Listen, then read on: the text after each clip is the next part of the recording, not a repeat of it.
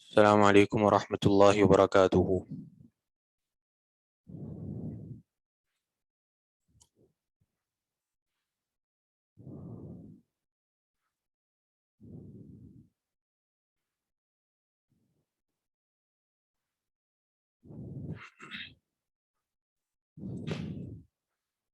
وعلیکم السلام.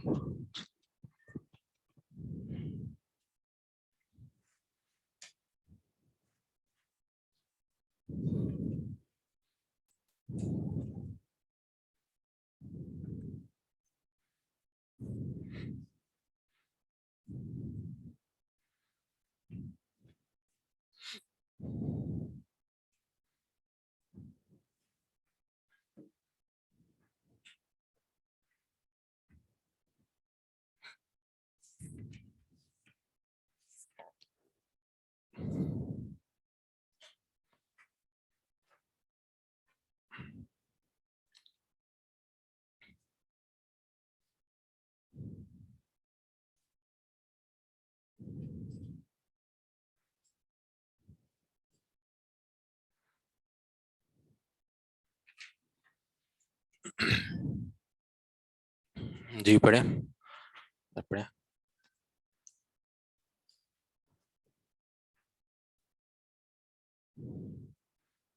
84.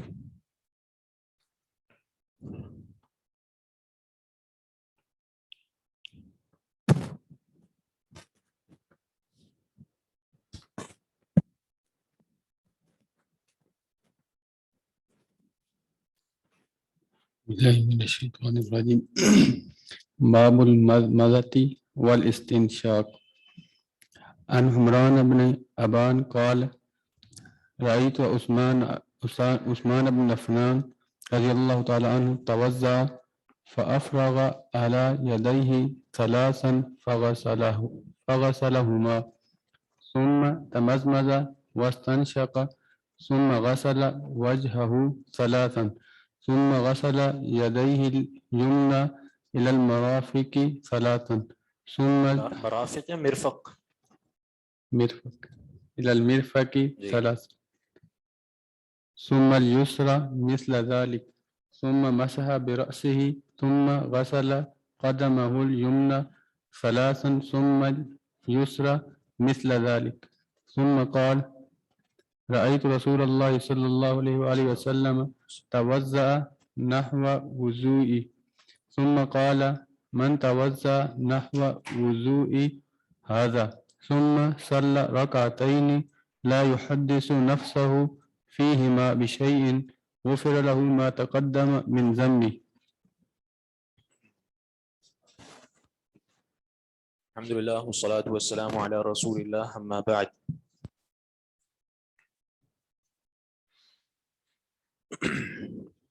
باب المضمضة والاستنشاق.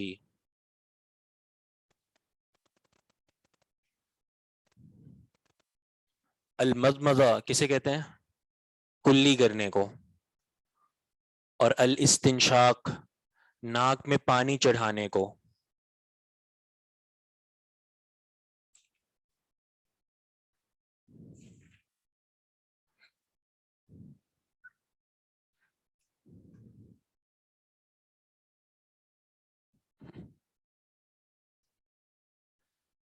ہمارے استاد سے بلوغ المرام کے، انہوں نے مزمزہ کی تعریف عربی میں بتائی تھی، تحریک الماء فی الفم،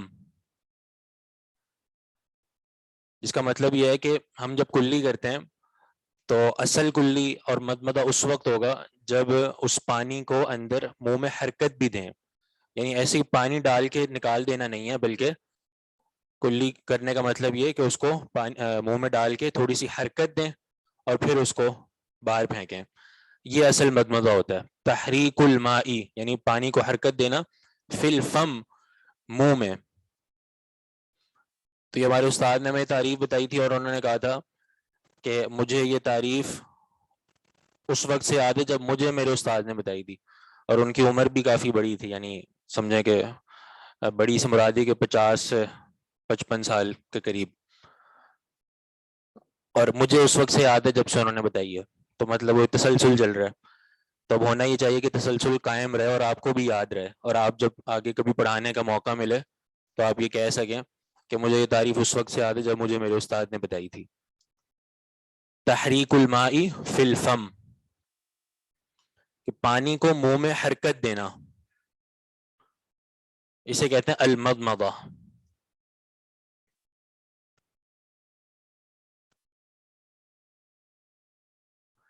الاستنشاق، استاد کون تھے؟ استاد ہمارے حافظ سلیم صاحب،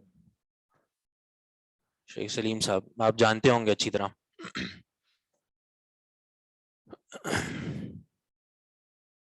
اچھا، الاستنشاق جس کا معنی ہے کہ یعنی ناک میں پانی چڑھانا، اور اس کی عربی میں تعریف اس طرح بنتی ہے ادخال الماء الى داخل الانف، ادخال الماء الى داخل الانف،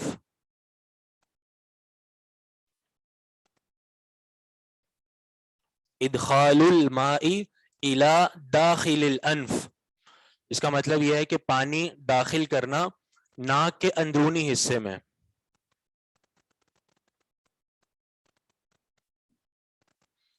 تو یہ جو الفاظ ہوتے ہیں نا، ان کی تعریف سمجھنے سے وہ بات صحیح طور پہ واضح ہوتی ہے۔ اب جب ہم المزمزہ کا ترجمہ یہ کریں کلی کرنا، ٹھیک ہے، تو یہی سمجھتے ہیں، تو کلی کرنے سے صحیح معنی ادا نہیں ہوتا، لیکن جب ہم المزمزہ کی ہمیں تعریف پتہ ہو صحیح والی، تو پھر ہمیں سمجھ آئے گا کہ کلی کرنے کا طریقہ کیا ہے، اور وہ کیا ہے کہ ہم نے جب منہ میں پانی ڈالنا تو اس کو ویسے ہی نہیں باہر پھینک دینا، بلکہ حرکت دے کے، منہ میں حرکت دے کے اس کے بعد اس کو باہر پھینکنا ہے، تبھی اچھی طرح یہ مقصد حاصل ہوگا مزمزہ کا۔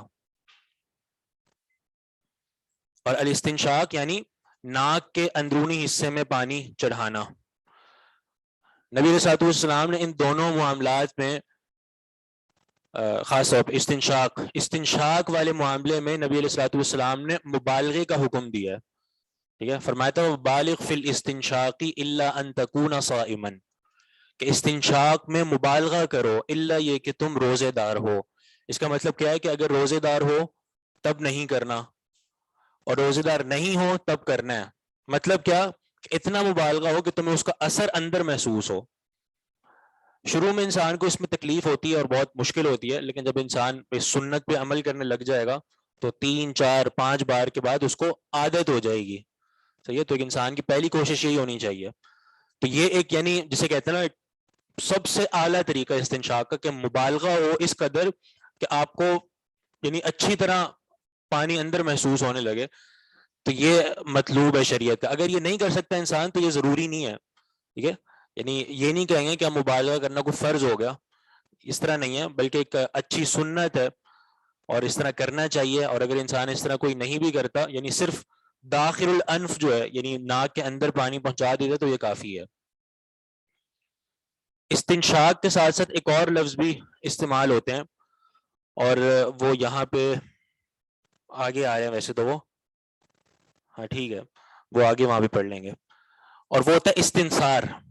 استنثار کا مطلب ہوتا ہے اخراج الماء من الانف، یعنی پانی کو ناک سے جھاڑنا، ٹھیک ہے، پہلی سٹیج آپ نے کر لی استنشاق کہ پانی چڑھا لیا، تو اب اگلی جو یعنی جو اگلا کام ہے وہ یہ ہے کہ استنثار، یعنی آپ نے اس ناک کو جھاڑ کر پانی کو اور ناک کے فضلے کو نکالنا ہے۔ تو یہ ایک مکمل مزمزہ استنشاق اور استنثار کی وضاحت ہے۔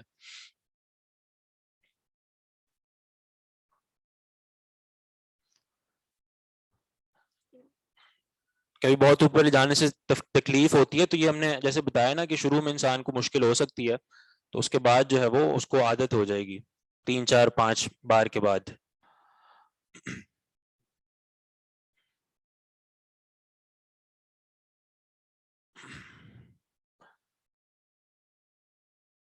نبی علیہ الصلوۃ والسلام ہماری امت میں ہم سب میں سب سے زیادہ مشفق تھے، ٹھیک ہے، وہ ہمیں کسی بھی تکلیف میں ڈالنا نہیں چاہتے، لیکن ظاہر ہے کسی معاملے میں نبی علیہ الصلوۃ والسلام نے مبالغے کرنے کا حکم دیا ہے، تو وہاں پہ ظاہر ہے کوئی نہ کوئی حکمت ہے، کوئی حکمت الہیہ، کوئی اللہ کی حکمت ہے، کوئی کہ اللہ کے رسول نے اس قدر وہاں پہ مبالغہ کرنے کا حکم دیا، حالانکہ اس میں تکلیف ہے، شروع میں انسان کو تکلیف ہوتی ہے، لیکن نبی علیہ الصلوۃ والسلام سے بڑا مشفق کوئی نہیں ہے، تو آپ کا یہ حکم دینا اس کا مطلب اس میں کوئی بڑی حکمت ہے۔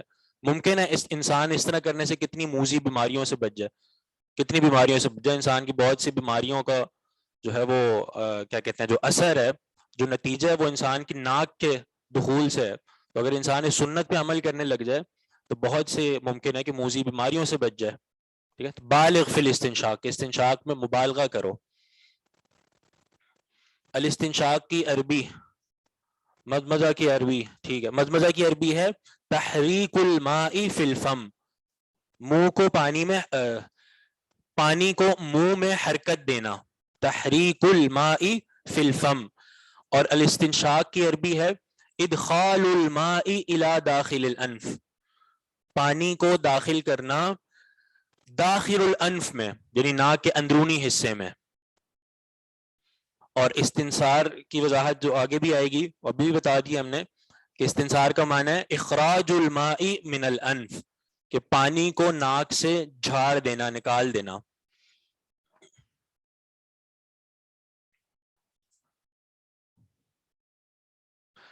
ٹھیک ہے، حدیث جو لائے ہیں المضمضہ والاستنشاق کے بارے میں، وہ حدیث بھی ایک طویل حدیث ہے اور اس میں مکمل وضو کا ذکر ہے، اور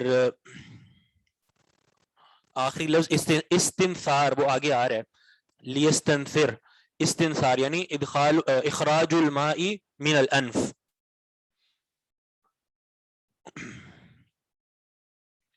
تو حدیث جو لائے ہیں اس حوالے سے وہ عن حمران بن ابانا، حمران بن ابان،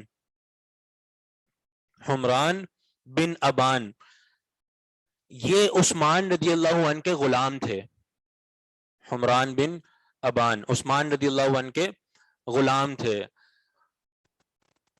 سیدنا خالد بن ولید رضی اللہ عنہ نے کسی غزوہ میں حمران کو عثمان رضی اللہ عنہ کی طرف بھیجا تھا، یعنی ان کے لیے غلام بھیجا تھا کہ آپ اس کو لے لیں، ٹھیک ہے، اس غلام کو آپ لے لیں اور اس سے جو بھی معاملہ ہو وہ کر لیں۔ تو سیدنا عثمان رضی اللہ عنہ نے کچھ عرصے بعد ان کو آزاد کر دیا تھا، حمران کو، ٹھیک ہے، تو یعنی عثمان رضی اللہ عنہ کے یہ آزاد کردہ غلام تھے۔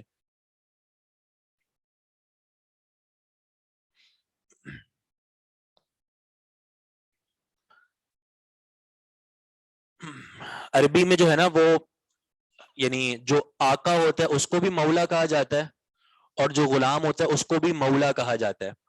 اصطلاح میں فرق کیسے ہوتا ہے کہ جو آقا ہے یعنی جو اس کا یعنی مالک ہے اس کے بارے میں کہا جاتا ہے مولا اعلی، ٹھیک ہے، اعلی، مولا اعلی، کیونکہ وہ بڑا مولا ہے، کیونکہ وہ آقا اور مالک ہے۔ اور غلام کے بارے میں کہا جاتا ہے مولا اسفل، اسفل یعنی نیچے، ماتحت۔ اور ایک اور طرح بھی فرق بیان کیا جاتا ہے کہ معتق اور معتق، مولا معتق اور مولا معتق۔ مولا معتق اسم فاعل، آزاد کرنے والا، اسے مولا معتق کہا جاتا ہے، اور جس کو آزاد کیا گیا یعنی غلام اس کے بارے میں کہا جاتا ہے مولا معتق اسم مفعول، جس کو آزاد کیا گیا ہے۔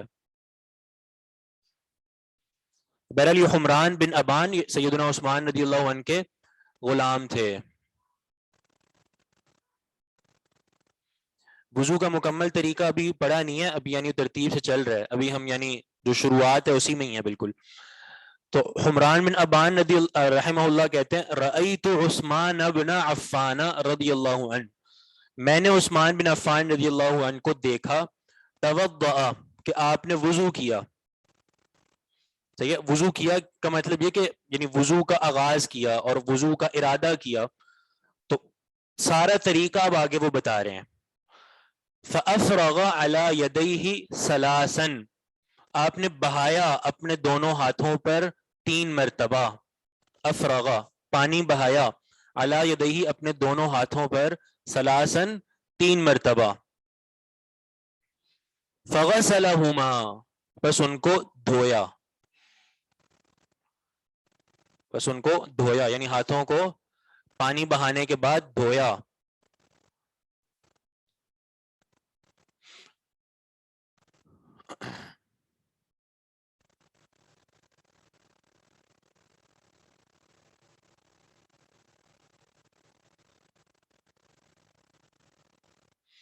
جی یہ کسی نے کہا ہے کہ ڈاکٹر نے ناک کے اندر پانی خوب اوپر تک چڑھانے کے بہت سے فوائد بھی ذکر کیے ہیں. وہی بات ہو گئی, یعنی اس میں حکمت تو بہرحال موجود ہے. نبی علیہ الصلوۃ والسلام کا ایک حکم اور اس حکم میں مبالغے کا حکم دینا, تو مانا اس میں بڑی حکمت موجود ہے. فَأَفْرَغَ عَلَى يَدَيْهِ ثَلَاثًا, بہایا اپنے دونوں ہاتھوں پر 3 مرتبہ, فَغَسَلَهُمَا, اور ان کو دھویا. یہ ہاتھوں کو جو شروعات میں دھونا ہے, اس کو یعنی کہاں تک دھوئیں گے؟ جہاں تک انسان کی کلائی ہے, یہ جو مفصل جو جوڑ ہے نا جس کو ہم کلائی کہتے ہیں, یہاں تک اپنے ہاتھ کو دھونا ہے, اندرونی حصہ بھی اور بیرونی حصہ بھی دونوں. اور کیا چیز کرنی ہے؟ خلال, کیونکہ اس کا بھی نبی صلی اللہ علیہ وسلم نے حکم دیا, وَخَلِّلْ بَيْنَ الْأَصَابِعِ, کہ اپنی انگلیوں کے درمیان خلال کرو. اور اگر انگوٹھی پہنی ہو تو کیا کرنا ہے؟ اتار دیں. اس میں روایت میں آتا ہے کہ انگوٹھی کو حرکت دے کے یعنی ہاتھ دھو لو, جیسے ایسے انگوٹھی کو تھوڑا سا اوپر کر کے آپ نے اس طرح مل لیا اور پھر اس طرح واپس انگوٹھی کو کر دیا, تو یہ بھی ٹھیک ہے. اتارنا چاہیں تو اتار بھی سکتے ہیں, اس میں بھی کوئی مسئلہ نہیں ہے. تو یعنی یہ طریقہ ہے کہ آپ نے مفصل جو کلائی ہے انسان کی, آپ نے وہاں تک اپنے ہاتھ کو شروع میں دھونا ہے 3 مرتبہ. ثم تمضمض, پھر آپ نے کلی کی, مدمدہ کیا. مدمدہ کی کیا تعریف ہے عربی والی؟ جی بتائیں. تحریک الماء فی الفم, یعنی پانی کو منہ میں حرکت دینا. اب وہ کلی وضو میں مقصد نہیں ہے جو ہم عام کرتے ہیں کہ یعنی ایک دم ہم نے پانی ڈالا منہ میں اور واپس پھینک دیا, بلکہ کیا کرنا چاہیے کہ منہ میں حرکت دینی چاہیے. ثم تمضمض, جی ہاں, ثم تمضمض, پھر آپ نے کلی کی. واستنشق, جی ناک میں پانی چڑھایا. یہ استنشقہ کا ترجمہ ہے, ناک میں پانی چڑھایا. اور استنشقہ کا عربی میں کیا معنی ہے؟ ادخال الماء الى داخل الانف. داخل الانف, انف یعنی ناک کا اندرونی حصہ, وہاں پہ پانی داخل کرنا. واستنشق, اور آپ نے استنشاق کیا یعنی ناک میں پانی چڑھایا. ثم غسل وجهه ثلاثا. اچھا, اس روایت میں استنثار کے لفظ موجود نہیں ہے اس سند میں. جو دوسری روایت ہے, دوسری سند ہے, وہاں پہ استنثار کا لفظ بھی موجود ہے. یعنی وہ پوری روایت اس طرح ثم تمضمض واستنشق واستنثر, مدمدہ کیا, استنشاق کیا اور استنثار یعنی ناک کو جھاڑا. تو تینوں طرح وہاں پہ موجود ہے. ثم غسل وجهه ثلاثا, پھر دھویا اپنے چہرے کو 3 مرتبہ. پھر دھویا اپنے چہرے کو 3 مرتبہ.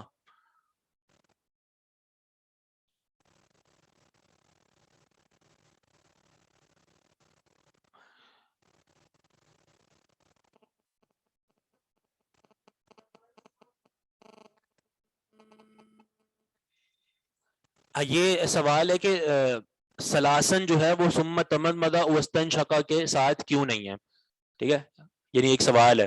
تو اس کا جواب یہ ہے کہ آپ اس کو 2 طرح سے لے سکتے ہیں. 2 طرح سے لے سکتے ہیں. ایک تو یہ کہ آپ اس کو جو آگے ثم غسل وجهه سلاسن ہے نا, اسی سلاسن میں آپ ان سب کو لے لیں. یعنی آپ یوں سمجھے کہ سلاسن کا تعلق سب کے ساتھ ہے پیچھے. ثم تمضمض واستنشق ثم غسل وجهه ثلاثا, یعنی یہ 3 مرتبہ, اس میں مدمدہ بھی, استنشاق بھی اور چہرے کو دھونا بھی شامل ہو گیا.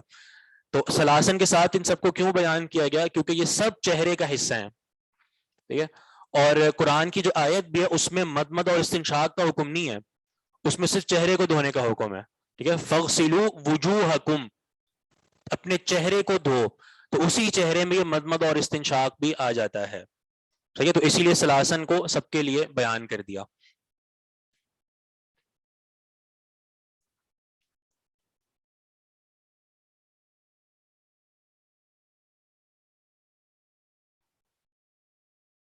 جی یہ تابعی ہیں, عمران بن ابان تابعی ہیں, صحابی نہیں ہیں. یہ حصہ ہے، جی ہاں، مدمدہ اور استنشاق بھی یعنی غسل الوجہ کا حصہ ہے، چہرے کو دھونے کا۔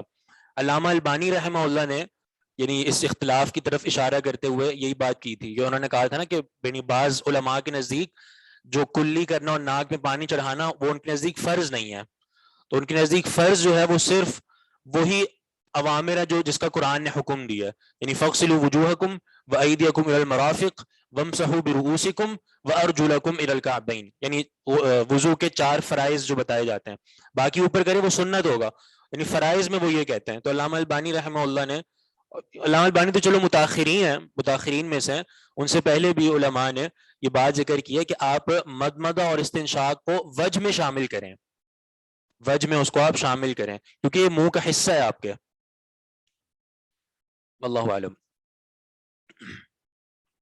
جی ہاں، یہ احناف کا استدلال ہے، یہ احناف کا بھی اور ان کا یعنی شوافے کا بھی یہی کہنا ہے۔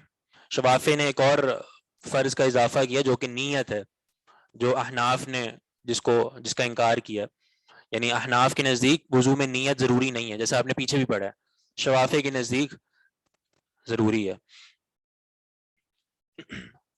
ثم غسل يديه اليمنى الى المرفق ثلاثا ثم اليسرى مثل ذلك، پھر آپ نے اپنے دونوں ہاتھ دھوئے، الیمنا دائیں ہاتھ کو، الى المرفق کوہنی سمیت، ثلاثا 3 مرتبہ، ثم اليسرى مثل ذلك پھر بائیں ہاتھ کو، لیفٹ کو اسی طرح، مثل ذلك اسی طرح، یعنی کوہنی سمیت اور 3 مرتبہ۔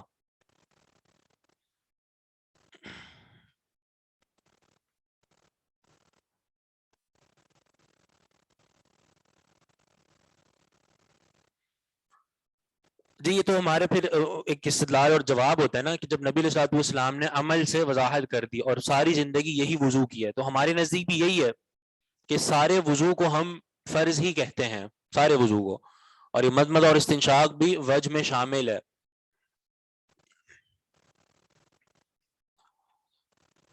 ثم مسح برأسه، اچھا یہ جو ہاتھوں کو دھونا ہے اس میں کیا ہے، الی المرفق، کیا مطلب؟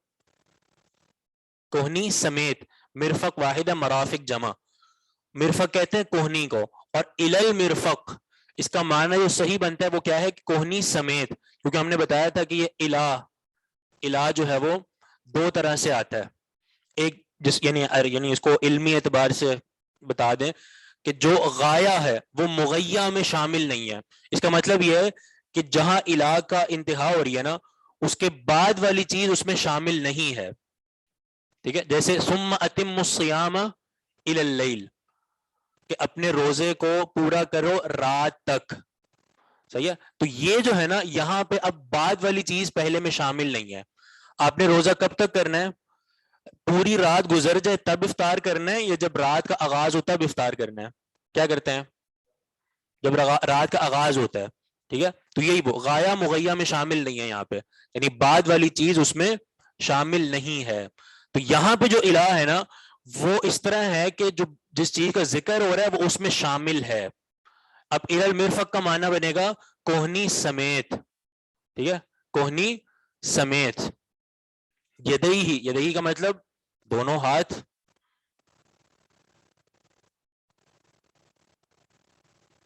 ٹھیک ہے؟ تو یہ کوہنی سمیت آپ نے اپنے ہاتھ کو پورا دھونا ہے اور اچھی طرح، اور بالخصوص جو کوہنی ہے نا انسان کی، اس میں حدیث میں بھی آتا ہے کہ نبی صلی اللہ علیہ وسلم نے اس کو اچھی طرح ملا ہے، کیونکہ کوہنی اکثر جو ہے وہ ہم لوگ اس میں تفرید کر جاتے ہیں اور یہ ہمارا سوکھا رہ جاتا ہے حصہ یہ والا، تو اس کو اچھی طرح ملنا چاہیے تاکہ کوئی بھی جگہ کوئی بھی حصہ سوکھا نہ رہے۔ کہاں سے؟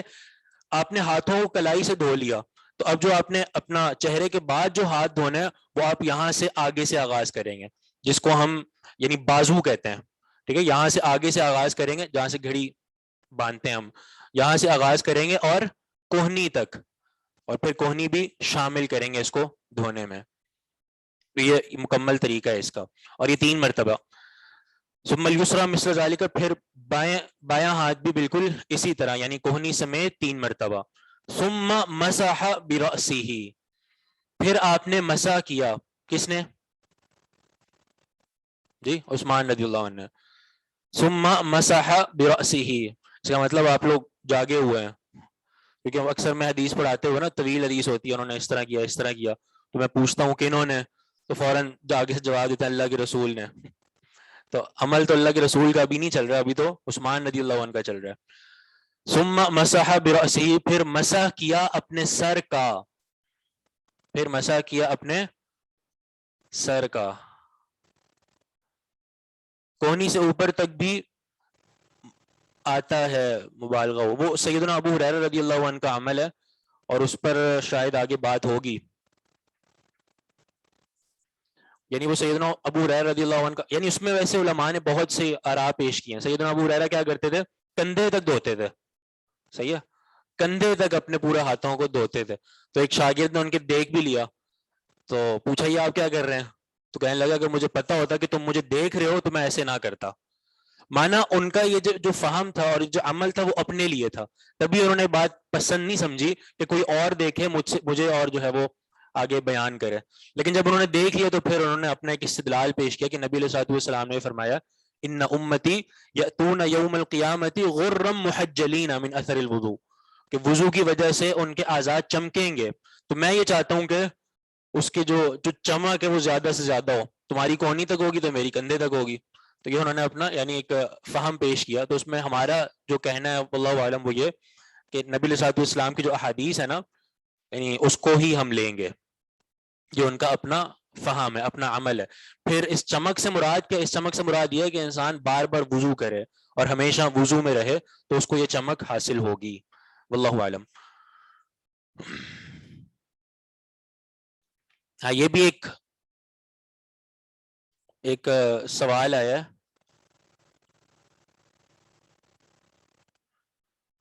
کوہنی میں غایا مغیہ میں شامل ہے؟ جی ہاں شامل ہے، کیونکہ اسی کی جنس سے، ہاتھ کی جنس سے اور اس میں شامل ہے.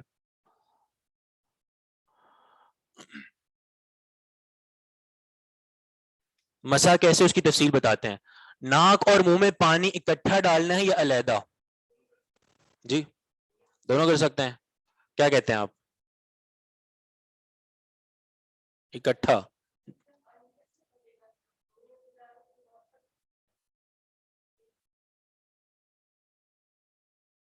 مانا آپ لوگ یعنی الگ الگ ڈالتے ہیں.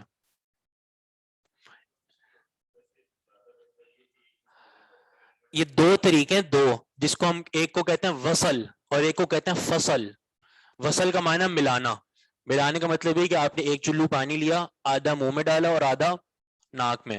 اور دوسرا ہے فصل، جس میں آپ نے الگ الگ لیا، یعنی منہ کے لیے الگ پانی لیا اور فصل کے لیے یعنی اس کے ناک کے لیے الگ پانی لیا. اس کو کہتے ہیں فصل، کہ آپ نے الگ الگ کر دیا. تو اس میں جو بہتر ہے نا وہ وصل ہے، وصل ملانا. کیوں؟ کیونکہ جو فصل والی روایت ہے نا وہ ضعیف ہے. فصل والی روایت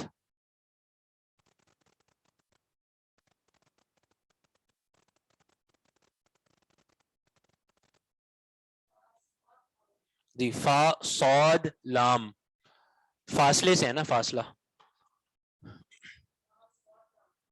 جی وہ واو صاد لام وصل، شعراء بہت استعمال کرتے ہیں اس کو، وصل کو.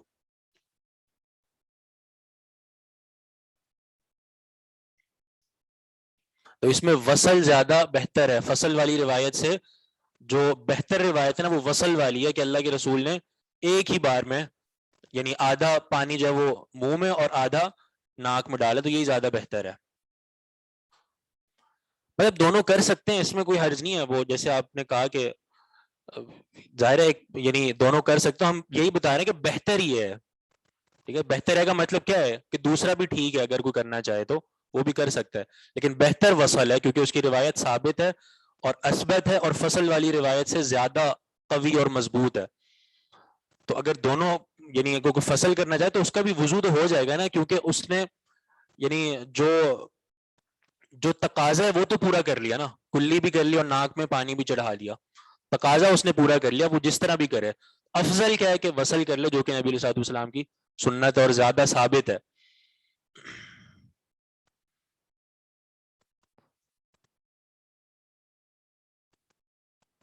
ٹھیک ہے. تو اب جو ہم لوگ پڑھ رہے تھے ثم الیسری مثل ذالک، کا حاتھوں کا معاملہ ہو گیا تھا، اور آخری جو اگلی بات ہے وہ ہے ثم مسح برأسہ، پھر مسح کیا اپنے سر کا. بڑی ہتھیلی ہو تو ایک ساتھ کر لے، چھوٹی ہے پانی کم آتا تو فصل کر لے. نہیں، ایسا کچھ نہیں ہے، چاہے چھوٹی ہو یا بڑی ہو ایک ساتھ ہی کر لیں. اچھا، ثم مسح برأسہ، پھر اپنے سر کا مسح کیا. یہ جو الفاظ ہے نا، یہ آپ نے بڑے غور سے سننے ہیں. اپنے سر کا مسح کیا، کتنے سر کا؟ جی کیا کہتے ہیں آپ؟ یعنی یہی انداز ہے نا کہ پورے سر کا مسح کرنا، یعنی پورا آپ آگے سے پیچھے لے جائیں گے، حدیث میں اس کی بھی صراحت موجود ہے. بدأ بمقدم رأسہ، کہ اپنے سر کے جو اس کا جو مقدم ہے، اگلا حصہ ہے، وہاں سے اس نے نبی علیہ السلام نے شروع کیا، پورا لے گئے آخر تک. کہاں تک؟ گدی تک. ٹھیک ہے. اور پھر ثم ردہما، پھر وہاں سے واپس لوٹایا، حتی رجع الی المکان الذی بدأ منہ، وہاں تک لے آیا جہاں سے آغاز کیا تھا. یہ مسح کا پورا طریقہ ہے، اور اللہ کے رسول صلی اللہ علیہ وسلم نے ہمیشہ اسی طرح مسح کیا ہے کہ جہاں سے بالوں کا آغاز ہو رہا ہے وہاں سے لے کر جہاں تک اختتام ہے یعنی گدی، اور پھر وہاں سے واپس پلٹایا یہاں تک کہ واپس یہاں تک پہنچ گیا، اور پھر آخر میں کانوں کا خلال کیا. نبی علیہ الصلوۃ والسلام نے اپنی ساری زندگی اسی طرح مسح کیا ہے. یہ جو اختلاف پیدا ہوتا ہے، بعض فقہا نے اختلاف کیا اس میں، انہوں نے کہا ہے کہ سر کے بعض حصے کا بھی کر لیا جائے مسح تو وہ بھی درست ہے. جو لیڈیز ہیں وہ پیچھے تک لے جائیں، واپس نہ پلٹائیں تو اوکے ہے. نہیں، واپس تو پلٹانا ہے، یعنی گدی تک لے جانا ہے. اب ان کے بال بڑے ہوتے ہیں تو ظاہر ہے پورا تو آخر تک تو نہیں کریں گی، گدی تک لے جائیں گی اور پھر واپس لے کر آئیں گی.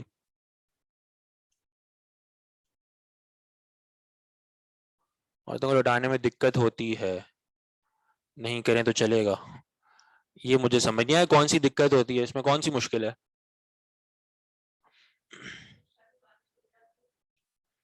کوئی بات نہیں، دوبارہ باندھ لیں بال، اس میں کیا ہے.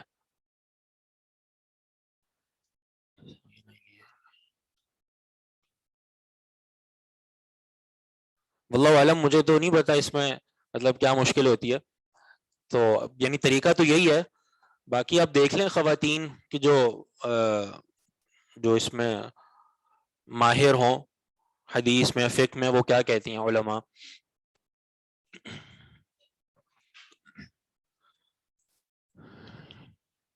ابن سیرین رحمہ اللہ سے کسی نے مسئلہ پوچھا تھا نا، کوئی اسی طرح کا مسئلہ تھا جس کا تعلق خواتین سے تھا، تو انہوں نے یہی کہا تھا کہ مجھ سے، حالانکہ اتنے بڑے عالم تھے لیکن انہوں نے یہی کہا تھا کہ مجھ سے پوچھنے سے بہتر یہ ہے کہ تم کسی خاتون سے پوچھو جا کے.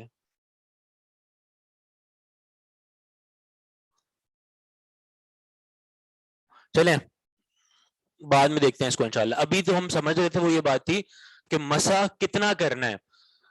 یہ جو با آپ دیکھ رہے ہیں نا، با مسح برأسی، قرآن میں بھی آیا وَامْسَحُوا بِرُؤُوسِكُمْ، اپنے سروں کا مسح کرو. ٹھیک ہے. تو اس با میں اختلاف آتا ہے، اس با کی وجہ سے اختلاف آتا ہے، کیونکہ با کے نا بہت سے معنی ہوتے ہیں، با کے بہت سے معانی ہوتے ہیں. تو ایک جو با جو جس معنی میں لیا ہے بعض علماء نے، وہ ہے تبعیض کا. تبعیض کا معنی ہے بعض، بعض سے نکلا ہے، بعض.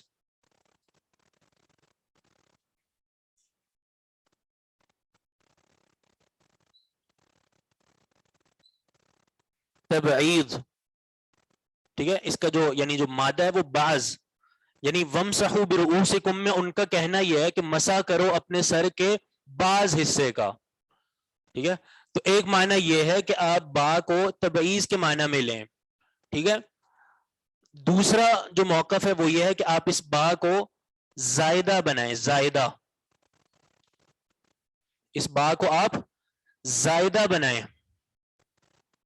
زائدہ کا مطلب کیا ہوگا کہ اس با کا معنی کوئی نہیں ہے، اس با کا معنی کوئی نہیں ہے، بس یہ اس کو اسم کو اور فعل کو ملانے کے لیے آیا ہے اور کلام میں خوبصورتی کے لیے آیا ہے. معنی اس کا کوئی نہیں ہے. جو تبعیض والا ہے نا با، وہ اس وقت ہوگا جب آپ یہ کہیں گے کہ اپنے سر کے مسح جو آپ نے کرنا ہے وہ اپنے سر کے بعض حصے کا مسح کرنا ہے.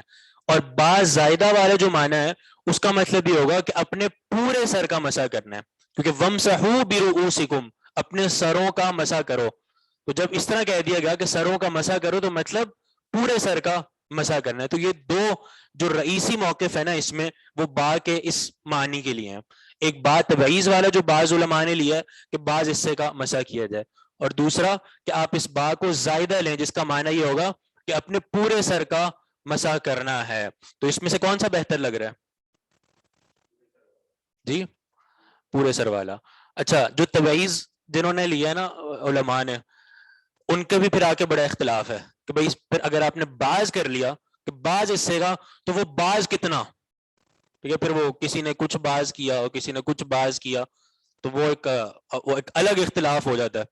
ٹھیک ہے، بعض علماء کا یہ کہنا ہے کہ 4 انگلیوں کے برابر، یعنی چوتھائی حصہ جو ہے آپ کا وہ آپ مسح کر لیں. جیسے آپ نے اپنا ہاتھ گیلا کیا اور آپ نے ان 4 انگلیوں کے برابر اپنے سر کا مسح کر لیا یہاں پہ ایسے، ٹھیک ہے، مسح ہو گیا آپ کا، کیونکہ آپ کے سر کا بعض حصے کا مسح ہو گیا. یعنی آپ نے یہ 4 انگلی کے برابر اپنے سر کا مسح کر لیا. بعض نے یہ کہا ہے، یعنی ایک عجیب قول ہے یہ، یعنی اس کو شوافے کی طرف منسوب ہے، ویسے تو امام شافی اس سے بری ہیں. امام شافی نے یہ نہیں کہا، بعض شوافے کی طرف منسوب ہے. تو انہوں نے یہ کہا ہے کہ یہ سر کے 3 بال آپ نے اس پہ مسح کر لیا نا تو مسح ہو جائے گا، کیونکہ وہ بعض کی تعریف میں شامل ہے. سر کے 3 بالوں پر مسح کر لیا تو مسح ہو جائے گا. تو یہ ایک یہ بھی کہنا ہے، ٹھیک ہے. اور بعضوں کا یہ کہتے ہیں کہ آپ وضو کر رہے ہیں اور جب مسح کی باری آئی تو آپ نے سامنے دیوار دیکھی کہ وہ گیلی ہے، تو آپ نے اپنا سر جو ہے وہ دیوار پہ مار دیا تو اس سے بھی مسح ہو جائے گا. تو یہ مطلب ایک الگ قسم کی باتیں ہیں جس کے بارے میں کوئی دلیل ہمیں نہیں ملتی. اب ہم نے اس با کے معنی کا تعین کرنا ہے اگر، تو ہم اس با کے معنی کا تعین کس سے کریں گے؟ ظاہر حدیث سے کریں گے نا، نبی علیہ الصلوۃ والسلام کے عمل سے کریں گے. جب نبی علیہ الصلوۃ والسلام کے عمل کی طرف ہم دیکھیں گے تو ہمیں نبی علیہ الصلوۃ والسلام کا عمل کیا ملتا ہے مسح کے بارے میں؟ پورے سر کا مسح. کسی ایک حدیث میں بھی ملتا ہے کہ نبی علیہ الصلوۃ والسلام نے بعض جو ہے وہ سر کا مسح کیا ہو؟ نہیں، ہمیشہ پورے سر کا مسح کیا. تو پھر یہی معنی یہاں پر لینا صحیح ہوگا وَامْسَحُوا بِرُؤُوسِكُمْ میں، کہ اپنے سروں کا مسح کرو، یعنی پورے سر کا مسح.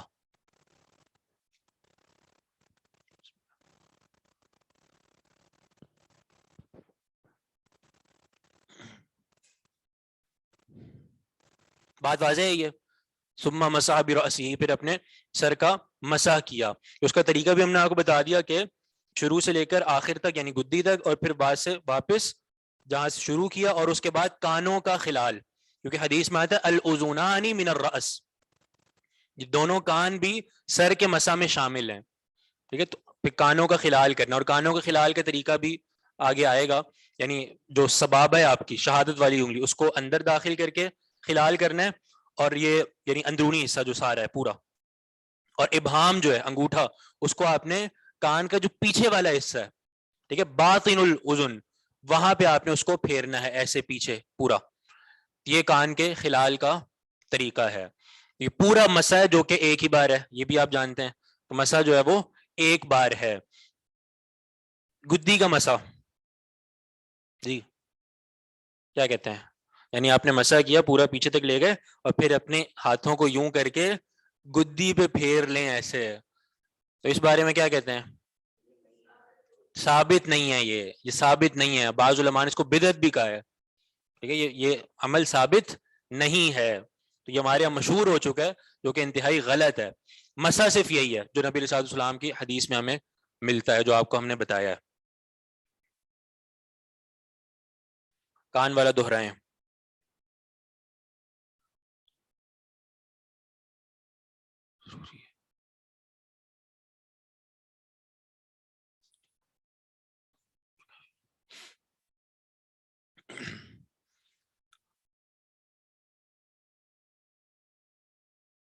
جی کان والے میں یہ ہے کہ آپ نے اپنی سبابہ کو اندر داخل کرنا ہے اندر والے حصے میں، اور پھر اس کو پورا جو اندر والا پورا حصہ ہے ٹھیک ہے اس میں آپ نے خلال کرنا ہے پورا، اور اسی کے ساتھ ساتھ جو آپ کا ابہام ہے انگوٹھا اس کو آپ نے کان کا جو باطنی حصہ ہے اندرونی یہ باہر والا اس میں آپ نے پھیرنا ہے پورا ایسے.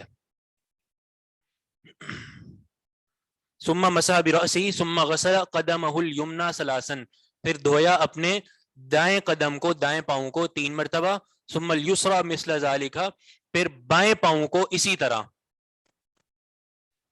بائیں پاؤں کو اسی طرح. ثم قال، پھر فرمایا، یہ حدیث پوری پڑھ لیتے ہیں پھر اس کے بعد آپ کا سوال دیکھتے ہیں. پھر فرمایا یعنی عثمان رضی اللہ عنہ نے پورا وضو کرنے کے بعد فرمایا، رأیت رسول اللہ صلی اللہ علیہ وسلم توضأ نحو وضوئی، میں نے نبی علیہ الصلوۃ والسلام کو دیکھا کہ آپ نے وضو کیا نحو وضوئی، میرے اس وضو کی طرح. ٹھیک ہے،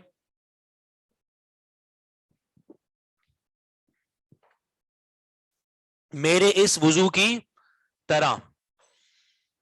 اس کو کہا جاتا ہے تشبیہ العکس، تشبیہ العکس، عکس کے ساتھ تشبیہ دینا. ہونا کیا چاہیے تھا کہ عثمان رضی اللہ عنہ یہ کہتے کہ میں نے وضو کیا ہے اللہ کے رسول صلی اللہ علیہ وسلم کی طرح، یہ کہنا چاہیے تھا نا، لیکن کیا کہہ رہے ہیں کہ اللہ کے رسول صلی اللہ علیہ وسلم نے وضو کیا میرے وضو کی طرح. اس کو تشبیہ العکس کہتے ہیں کہ آپ عکس کو جو ہے وہ اس کی تشبیہ دے دیں. اس کا فائدہ کیا ہوتا ہے؟ اس کا فائدہ ہوتا ہے کہ انتہائی تاکید حاصل ہوتی ہے. گویا کہ تم میرا وضو دیکھ رہے ہو، تم یہ سمجھو کہ یہی وضو اللہ کے رسول نے کیا ہے، اس میں کوئی کمی اور زیادتی نہیں ہے. یہ فائدہ ہوتا ہے اس کا کہ آپ نے اس فعل کو تاکید سے بیان کر دیا کہ گویا کہ اللہ کے رسول صلی اللہ علیہ وسلم نے وضو کیا ہے.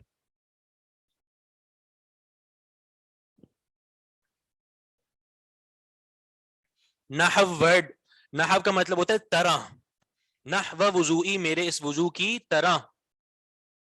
اندر والے پورے حصے سے کیا مراد ہے؟ اندر والا حصہ پورا یعنی جو آپ کا سوراخ ہے کان کا، اور سوراخ کے جو مابین جو رستے بنے ہوئے ہیں وہ سارا وہ اندرونی حصہ کہلاتا ہے، وہ اپنے انگلی سے اس کا خلال کرنا ہے. تشبیہ العکس، تشبیہ، تشبیہ العکس. جی تو یہ تشبیہ العکس کا فائدہ ہوتا ہے کہ بڑا ہی اس میں ایک یعنی ایک معنی بڑا خوبصورت پیدا ہو جاتا ہے. قرآن میں اللہ تعالیٰ نے صحابہ کے بارے میں فرمایا نا، ولیکن اللہ حبب الیکم الایمان وزینہ فی قلوبکم، یہ جو عربی بلاغت اور فصاحت ہے نا اس کا یہ نقطہ ہے کہ اللہ تعالیٰ نے تمہارے لیے ایمان کو پسند کیا، یعنی اس کو پسند کیا، وزینہ فی قلوبکم، اور مزین کیا ایمان کو تمہارے دلوں میں. یہ الفاظ پہ غور کریں، مزین کیا اس کو یعنی ایمان کو، فی قلوبکم تمہارے دلوں میں. ہونا کیا چاہیے تھا کہ دل مزین ہو ایمان کی وجہ سے، یہ ہونا چاہیے نا کہ تمہارے دل مزین ہوئے ایمان کی وجہ سے. لیکن اللہ کیا فرما رہا ہے؟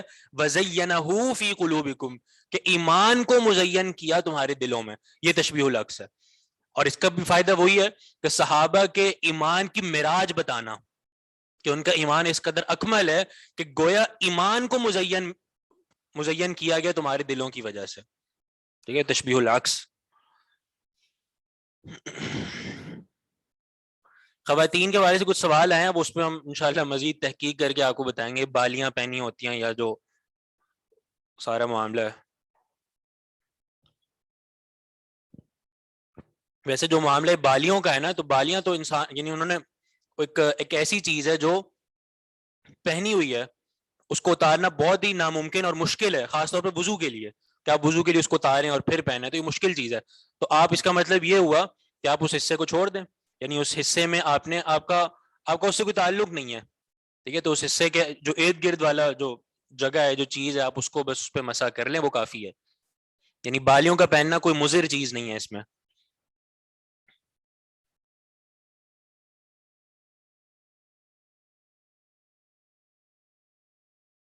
جی ایسے ہی ہے، اور کیا ہو سکتا ہے.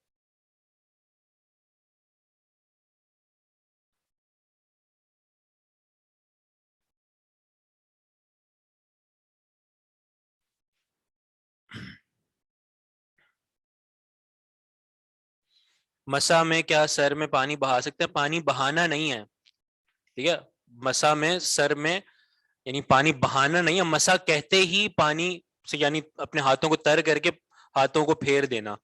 بہانے کا مطلب تو یہ ہوگا آپ غسل کر رہے ہیں، آپ اس کو دھو رہے ہیں، تو دھونا تھوڑی ہے، آپ نے صرف مسا کرنا ہے.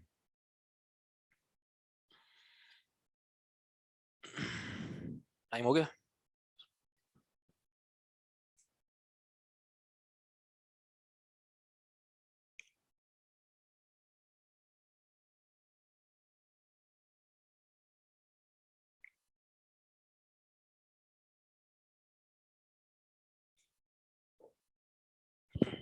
تیرے کچھ سوال ہیں یہ پھر انشاءاللہ اگلی کلاس میں پوچھ لیجیے گا. کچھ آف دا ٹاپک سوال بھی ہیں.